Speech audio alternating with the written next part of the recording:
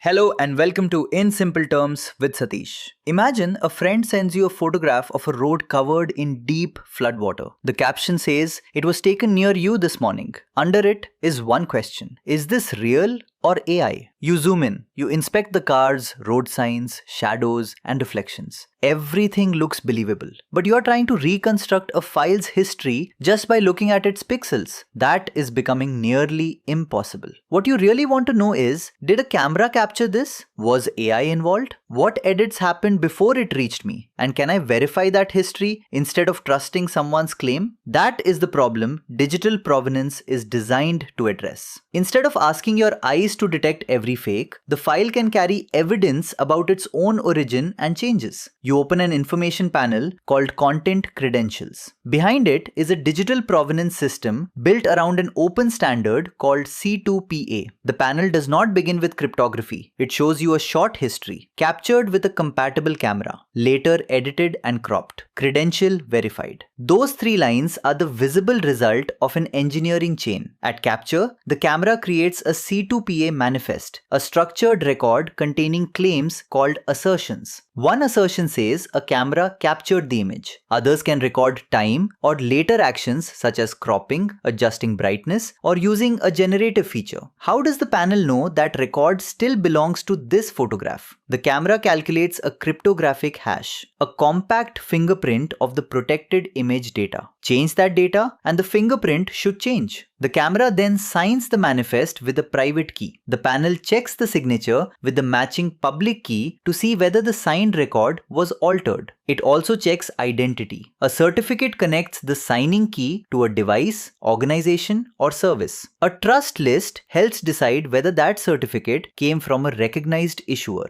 Now the timeline reaches the crop. An editing tool removed a road sign. Instead of erasing the camera history, the tool created a new manifest, recorded the crop, and referenced the original photograph as an ingredient. The journey is now camera capture, signed record, crop, new signed record, publication. You did not calculate a hash or inspect a certificate. The panel performed those checks and translated them into a history you could read. That history says a camera captured the photograph and someone cropped it. It contains no declared generative edit. The credential may travel inside the file or through an external repository, but platforms and screenshots can remove that connection. So a missing credential does not automatically mean fake. For a moment, the post appears more trustworthy. The file is not an obvious synthetic image, but you keep checking. Earlier reports contain the same road and buildings. The photograph was captured 3 years ago in another country. The flood was real. The image history was valid. But the caption claiming this happened locally today was false. That is the twist digital provenance cannot solve alone. It can help answer what happened to this file. It cannot completely answer, is the story being told about this file true? A valid credential cannot prove that a scene was not staged or that a caption is accurate. Provenance supplies evidence about the file's recorded history, not every claim made around it. You tell your friend that the photograph is real, but the story attached to it is not. A real image was reused with a false location and date. Digital provenance is not a truth machine. It is an evidence layer. The mental model is a signed travel history for a file. It shows which trusted participants handled the asset and which declared changes happened along the route. Its value is not that it ends human judgment. It gives you better evidence and helps you ask the next question before acting or sharing. If this helped you understand the topic in simple terms, follow or subscribe to In Simple Terms with Satish and share this episode with one friend who likes technology. I will see you in the next episode.